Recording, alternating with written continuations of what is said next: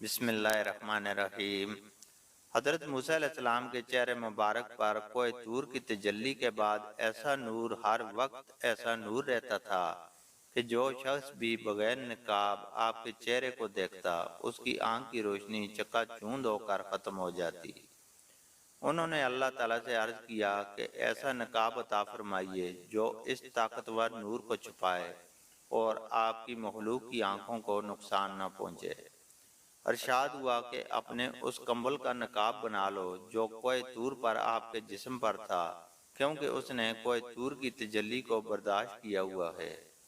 اس کمبل کے علاوہ اے موسیٰ علیہ السلام، اگر کوہ کاف بھی کوہ طور کی تجلی بند کرنے کو آ جائے تو وہ بھی کوہ طور کی طرح ٹکڑے ٹکڑے ہو جائے گا۔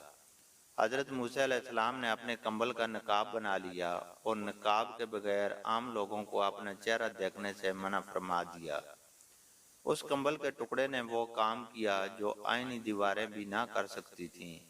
اب حضرت صفورہ علیہ السلام جو آپ کی اہلیہ تھیں اور آپ کے حسن نبوت پر عاشق تھیں، اس نقاب کی وجہ سے بے چین ہو گئیں، اور جب آپ کی بیوی نے عشق و محبت سے مغلوب ہو کر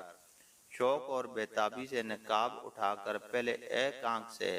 حضرت موسیٰ علیہ السلام کے چہرے کے نور کو دیکھا اور اس سے ان کی وہ آنکھ غائب ہو گئی، اس کے بعد بھی ان کو صبر نہ آیا اور دوسری آنکھ بھی کھول دی، اور اس دوسری آنکھ سے حضرت موسیٰ علیہ السلام کے چہرے پر کوہ طور کی تجلی کا نور دیکھنا چاہا تو وہ بھی بے نور ہو گئی۔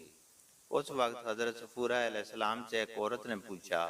کہ کیا تمہیں اپنی آنکھوں کے بے نور ہونے پر کچھ غم اور افسوس نہیں ہوا؟ انہوں نے جواب دیا کہ مجھے تو یہ حسرت ہے کہ ایسی سینکڑوں اور ہزاروں آنکھیں اور بھی عطا ہو جاتی تو میں ان سب کو اس محبوب خدا حضرت موسیٰ علیہ السلام کے چہرے کو دیکھنے میں قربان کر دیتی۔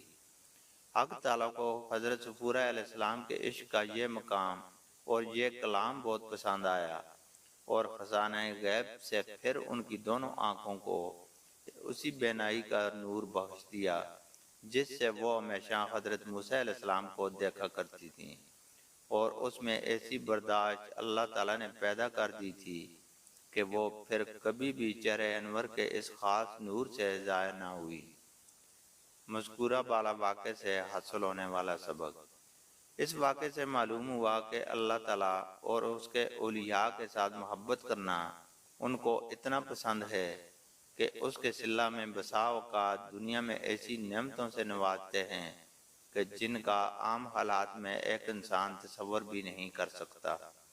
جیسا کہ حضرت صفورہ کو اللہ تعالیٰ نے نابینا سے بینا کر دیا۔